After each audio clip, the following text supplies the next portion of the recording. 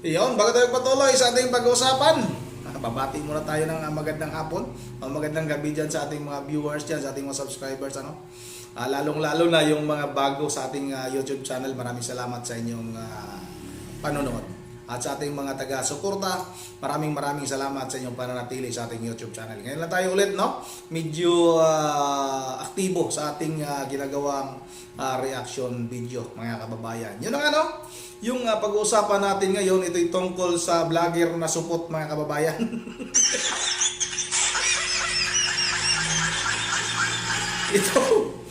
ito mga kababayan, mas sinungaling pa ito kay Mima Alicia. Grabe ito. Buhay pa ito, mga kababayan. Pero yung kaluluwa nito, wala na. May uod na, mga kababayan.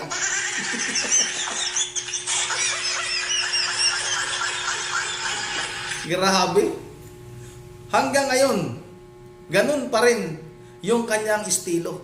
Ganun pa rin yung content niya, mga kababayan. Puro pa rin siya pagbibintang sa mga Duterte, mga kababayan. Walang pagbabago. Grabe. Ang nagbago sa kanya, mga kababayan, alam nyo ba kung ano? Nagbago lang siya ng lugar. Nasa damuhan na ito ngayon nagpa-vlog. Halatang halata na takot siya sa kanyang ginagawa, mga kababayan. Para hindi siya matunton, palipat-lipat siya ng lugar para hindi matandaan, mga kababayan, sa kanyang mga manonood kung saan siya banda, kung saan anong lugar.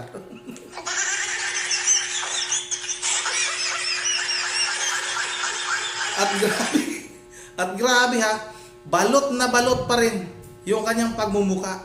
Mata na lang, yung mata ko ipapakita ko. Mata na lang niya ang hindi ninyo makikita. Ito yung sinasabi ko dati, na vlogger nagtapang-tapangan, ngunit ang katotohanan ay supot naman. Sobrang sinungaling ng tao na ito, mga kababayan. Itong si Epifanio Labrador, grabe, number 1 itong, sa lahat ng mga vlogger number 1 ito. Meron pa palang isang sinungaling din, yung malaking nguso. Sino ba yun? Yung dating Kalingap din. Nasa Kalingap din dati yun. Ngayon ay grabing sinungaling din yan. Yung nguso ay parang ulo, mga kababayan. Sinungaling yan. Hayop na yan. Ito, mga kababayan ayon kay Epifanio Labrador, 99.99 na ang nagpayari daw kay Mima Alicia ay si Vice President Sara Duterte. Bakit pag-aaksayahan pa excuse me, ni Vice President Sara Duterte ang ganong uring vlogger, mga kababayan? Gaano ba kasikat si Mima Alicia? Sikat ba yan? Parang ikaw lang din yan eh. Pero hindi ko alam, mga kababayan, kung itong si Epifanio Labrador ay nasa payroll ba ito.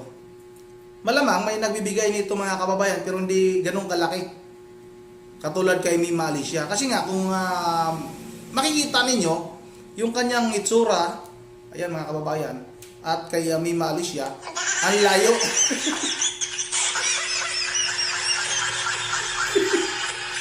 Ito, mga kababayan, pasensya na, hindi naman tayo nang lalait ng tao. Pero ito, mga kababayan, grabe. Para bang akala mo hindi na naliligo ng isang buwan ata ito. Grabe. Sa tingin ko pa lang, sobrang baho na ng taong ito, mga kababayan. At lalong-lalo na, nasa damuhan ito. Ang tindi nito, mga kababayan. Iwan ko lang, hindi ko alam kung ito bang tao na ito ay nagpatuli na ito ngayon. Kasi nga, nung lagi ko itong ginagawa ng reaction video noon, supot pa ito eh.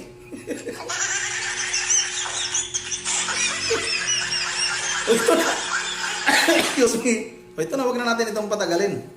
Panoorin din natin itong video ni Epifanio Labrador, mga kababayan. Panoorin natin yung kanyang 101% na kasinungalingan. Ito na, sabay-sabay natin itong panoorin. Mga kakilala na mga vloggers ni Mima Alicia na natatakot na tumbukin kung sino ba ang may kagagawan ng pagpatay o sino ang mastermind sa pagpapapatay dito kay Alicia. Ibig sabihin, di ka takot.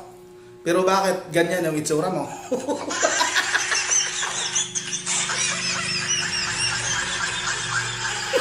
Bakit balot na balot ka? Kahit nga lamok, hindi ka na makilala kung tao ka ba. Ito yung mga tao, mga kababayan, na kunwari matapang. Pero nga pala, mga kababayan, walang bayag. Kapunyang tao na yan. Duwag talaga yan. Nagkunwari lang matapang yan. O ito, patuloy natin. Yeah. Para sa akin, ito Mm, sa para akin sa- lamang po. Hmm. Kasi Hmm. kahit hindi magsalita itong si Sara Duterte, Hmm. kahit hindi magsalita itong mga kakampi niya, Mm. alam kong si Mima Alicia Hmm. ay sinadyang ipapatay nang sa ganon. Baka nagbabaka sakali itong si Vice President Sara Duterte na makuha niya na ang simpatya ng mga followers niya o ng mga subscribers niya. At hindi lang yun. Di kaya, mga kababayan, itong si Epifanio Labrador ay siya yung inutusan para yariin itong si Mima Alicia, mga kababayan. Kasi kung maalala ninyo, itong si Epifanio Labrador ay bayaran ito, mga kababayan. Inamin niya na noon na isa siyang mamamatay tao. Pwede siyang bayaran. Kung maalala ninyo, mga kababayan, di ba sinabi niya noon, bayaran siya ng 1 milyon, patayin niya si Arnie Davis. Inamin niya na noon yan, mga kababayan, na isa siyang mamamatay tao. Hala.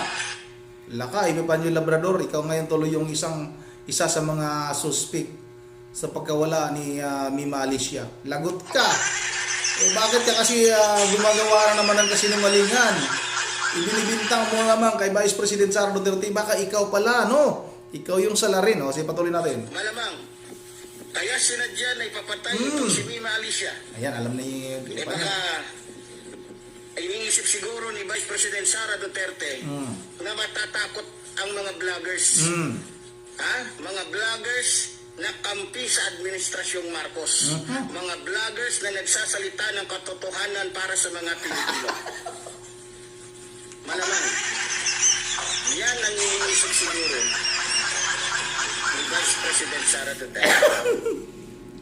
O malamang, Malamang. sinadya niya rin ipapatay si Mima Alicia Bakit? para nang sa ganon, matakot na itong mga vloggers na nakikipaglaban para sa katotohanan o nakikipaglaban para kay PBBM, para nang sa ganon ay hindi na sila mag-vlog pa kontra mga kakilala na mga vloggers ni Mima Papatayin natin, Alicia. ha? Para matakot daw sila, mga kababayan, yung mga vlogger. Hindi kayo matatakot. Kayo pa, matatakot. Alam namin talagang hindi kayo matatakot. Dahil mga mukha kayong pera. At alam naman talaga ninyo na hindi ang kampo ni Vice President Sara Duterte ang pumaslang yan. Gusto nyo lang gawa ng content yan. Mga bugok. Para kumalat. Para gumawa ng kasinungalingan. Nagpapakasakali kayo na baka may maniwala sa inyo. At kasi kayo, mga bayaran kayo, baka sakaling may maniwala sa inyo. Baka sakaling iwan ko lang kung magkano ang bayad ditong si Epifanio Labrador, mga kababayan. Siguro mga 500 siguro sa isang buwan. Kasi nga hindi naman nakabili ito.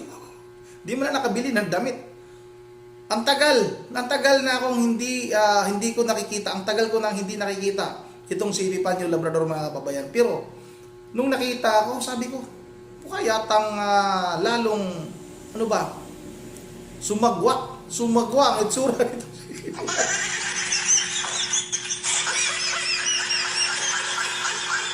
Hindi talaga kayo matatakot. Balik tayo sa sinabi ni Epifanio Labrador na tinatakot daw ng kampo ni Vice President Sara Duterte, kay dating Pangulong Duterte, para wala nang mag-vlog.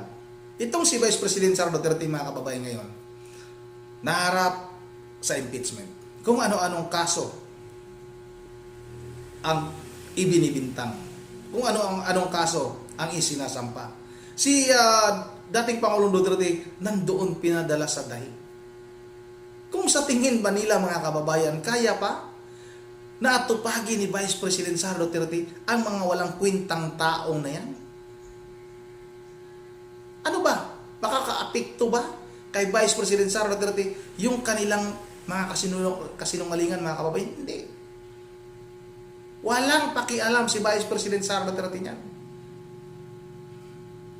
Ang baka nga mga kababayan, ang totoong dahilan kung bakit itong si Nima Alicia nga itinumba mga kababayan, baka nga si Epifanio Labrador yung inutusan.